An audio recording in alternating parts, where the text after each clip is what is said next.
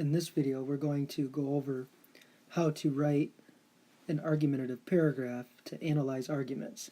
Now, when you look at the rubric that I attached to the paper that you wrote, you're going to notice the only thing I scored was your exclamations. And the reason for that is because the whole point of this rhetorical argument lesson is to help people have a deeper, more insightful exclamation.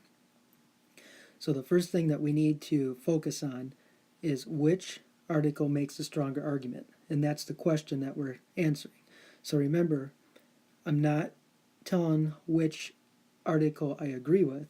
I'm looking for the article that makes the stronger argument. And when I explain, my goal is to explain how the text evidence that I used is a strong argument. And I have a couple options. One option would be to explain how that argument, the text evidence that you chose, is better than a specific piece of text evidence in the opposite article.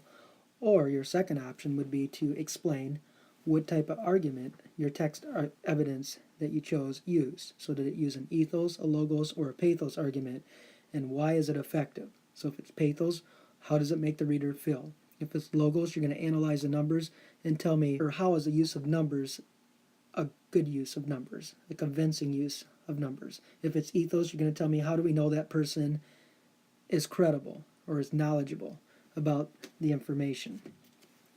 So our first job is we need to look at both articles and we need to choose which article is the strongest. Now, it never matters to me which article you choose, as long as your exclamations are convincing and include the pieces that we just talked about. So the first thing we're going to do is we're going to take a look at these two articles, and remember we talked about in class, the one thing that really makes arguments stronger is if the author is able to use multiple different types of arguments. So if they constantly use like pathos, for example, that's not as strong as if they're able to include a little pathos, a little logos, and a little ethos. So let's take a look at this first article, and we're just going to pull out some types of arguments. So when we look at this first sentence here, notice this sentence is actually a logos argument because it's talking about how much LeBron James makes a year, and we all probably agree as readers that 71 million is quite a bit. And then it goes into pathos because it talks about nurses. And take a look at this. Dedicate their lives to care for others, okay, or firefighters, and they don't just help people, they help pull little kids out of burning buildings. So notice how this is a pathos argument because it makes us feel sad that these firefighters who are helping little kids don't make that much. Men and women who play games for a living. Okay, that's a pathos argument too, because it's making us feel like these athletes are playing games, like doing things that everybody'd like to do, and they're getting paid a lot to do that. So it's kind of negating their career a little bit. It's showing us that they're not important, they're just playing games. And they're getting paid millions more than people who save lives. So this is a pathos argument. And it goes on to talk about, do we value entertainment more than health and safety? And again, that's a pathos argument. It's making us feel bad. It's making us feel like us as a society is valuing games more than safety and health. We switch back to numbers again. We're back to logos, and we're we're proving that these people are making a lot of money a year when normal people are only able to make $54,000 a year. And it kind of combines logos a little bit with pathos because readers probably feel kind of bad that a person can work their entire life and not make that much for their entire life. Not to mention, notice 70 years old. I mean, that's substantial. I mean, we're talking about, a big portion of somebody's life, and they're not able to make as much as an athlete does in just 1 year. So it kind of uses logos and pathos combined to make us feel bad and to make us see with numbers how much more athletes make than normal people. We notice this article kind of switches sides a little bit. So if we take a look at this part, notice how it kind of switches sides, and it tells us that these injuries are a constant threat, and these athletes deserve to make this type of money. So if you chose the other article as making the strongest argument, you could use this little portion in this article against this article. So you could use maybe one of the article's arguments in the other article and say, even this article says that these athletes do deserve to make money, so that makes the other article stronger. Of course, this article does go back to saying that everybody else has difficult jobs too, and they're not making that type of money. Now let's take a look at this article, and we're going to do the same thing. We're going to take a look at the use of arguments, and we're going to see if we can pull out the types of arguments that this article uses. First of all, notice this: he's a living legend. So that's showing that these people here are very special. They're legends, and they deserve to make this type of money because how many other people are living legends? Not too many. So that's probably why they don't make that type of money. So that's definitely a pathos argument. Dedicate their lives. That's a pathos argument. So it's showing us as readers, it's making us feel bad for these people because that's their life is this, and they dedicated it.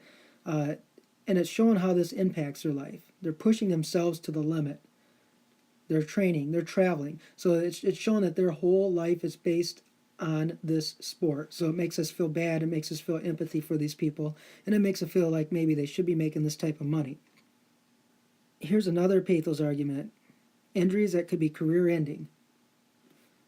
Life-threatening or altering. So this shows that these people, they could get one injury from their job that changes their life forever. That makes us feel bad as readers. Okay, chronic health problems. Again, shows that these people can develop problems that's going to last them throughout life because they strain their bodies. It makes us feel bad for these type of people, and it makes us feel like they probably should make this type of money. Notice this type of pathos argument right here. This is a really strong one. You can barely open a bottle of water. So this shows like something that we take for granted today that everybody's able to do. These people, if they get injured, they can't even do that. So that makes us feel really bad for these people. Another thing that makes us feel really bad for these people is a lifetime of pain and medical bills. So these people are living their whole life in pain because of the injury they sustained for sports. Again, that's a really good, strong use of pathos argument. It makes us feel bad for these people. Then we go down here and they talk about, may seem unfair, but remember who they're playing for. They're playing for us. So again, it makes us feel bad. It makes us feel empathy, makes us feel connected to these people because they're putting their self at risk, possibly having a lifetime of pain or a lifelong injury for us. So it makes us feel like we should pay these athletes this type of money, and they deserve this type of money because they're doing it for us. Notice that we can use captions too. How it can help get scholarships for kids who couldn't otherwise afford to go.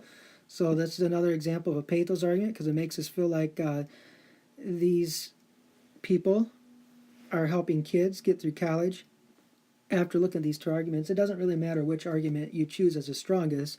What really matters is if you can tell me, after you use your text evidence, in your exclamation, how does this argument that strong? Now, when I look at these two arguments, if I was personally choosing one that makes strongest argument, I'm going to go with this one. And the reason I'm going with this one is because it uses more types of arguments. So notice how this one uses a lot of logos and a lot of pathos arguments.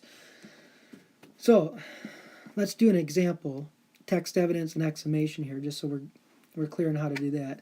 So let's pretend that I want to talk about this right here. First thing I'm going to say, I would use this argument and I would paraphrase it. So I'd probably say something like LeBron James made $71 million in 1 year, and nurses and firefighters who save lives don't make that much money. And then my exclamation, the part that I'm really focused on, I'd say this is a strong argument because it uses a combination of logos with using numbers to show how much money this is, and pathos by using nurses and firefighters who save lives. That makes us feel connected to people who don't make this much money. And this is a stronger argument than any of the other arguments used by the other article, which is named "You Can't Put a Price on Talent," because that article doesn't use any logos arguments.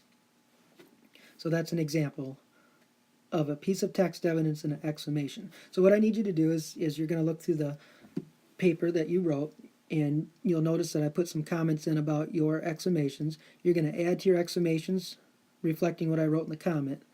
And then on Wednesday at lunch, you're going to write a new paper on a different article doing the same thing, defending which article makes the strongest argument. If you have any questions, you can send me a message on Google Classroom, or you're welcome to stop in before or after school.